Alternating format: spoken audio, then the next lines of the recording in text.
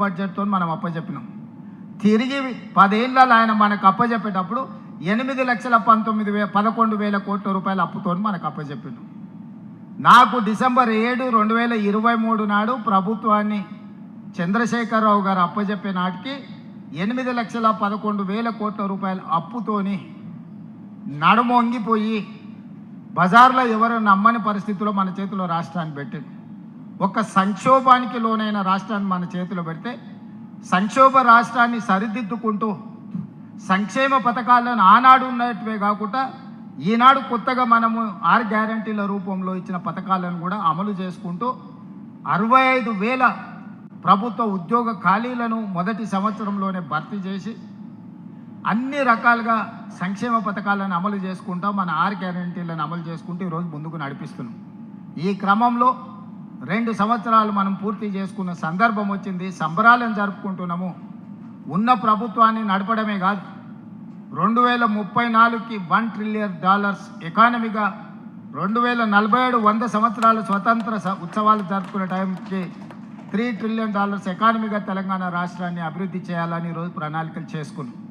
December 1 నుంచి December 13 వరకు కార్యాచరణ తీసుకొని మనం తిరుగుతున్నాం. నిన్న ఉమ్మడి మహబూబ్ నగర్ జిల్లాకి వెళ్ళినాం, ఈరోజు ఖమ్మం జిల్లాకి వెళ్తున్నాం.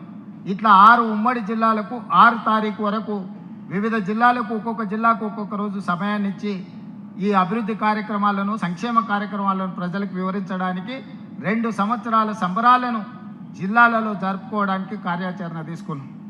7 తారీఖు నాడు తెలంగాణ ఉద్యమానికి వేదికైన తెలంగాణ ఉద్యమానికి ఊపిరి ఇచ్చిన ఉస్మానియా యూనివర్సిటీకి 7 తారీఖు నాడు మనం వెళ్తున్నాం.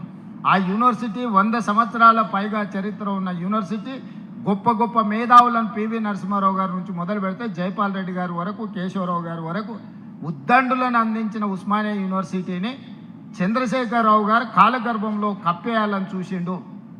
అందుకే నేను ఎవరు వెళ్ళని ఉస్మానియా యూనివర్సిటీకి నేను వెళ్ళినా ఆ రోజు చెప్పొచ్చిన ఎంత ఖర్చైనా అంతర్జాతీయ స్థాయి ప్రమాణాలతో ఉస్మానియా యూనివర్సిటీని అభివృద్ధి చేస్తామని 7 తారీఖు నాడు ఉస్మానియా యూనివర్సిటీకి వెళ్ళి ఆర్ట్స్ కాలేజ్ ముందే సభ పెట్టి ఆ యూనివర్సిటీ అభివృద్ధికి అవసరమైన నిధులను మంజూరు చేసి వాటన్నిటిని కూడా అభివృద్ధి పదం వైపు నడిపించడానికి ప్రణాళిక తీసుకున్నాం.